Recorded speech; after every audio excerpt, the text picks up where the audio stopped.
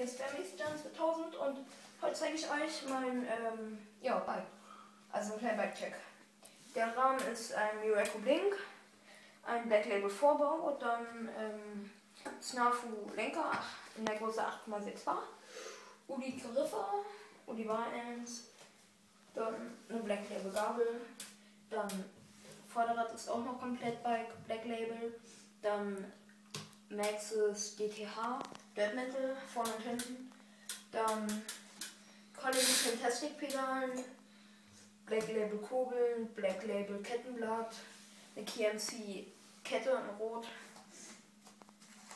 ja, dann Sattel Federer mit Pivotal,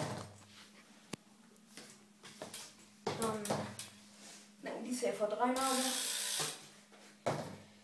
ja, hier dann die Lager auch vom Black Label und jo, das war so mein, ich glaube, ja, drittes Video, ne, viertes und ja, ich bin Jan und der Filmer hier ist gerade Tim.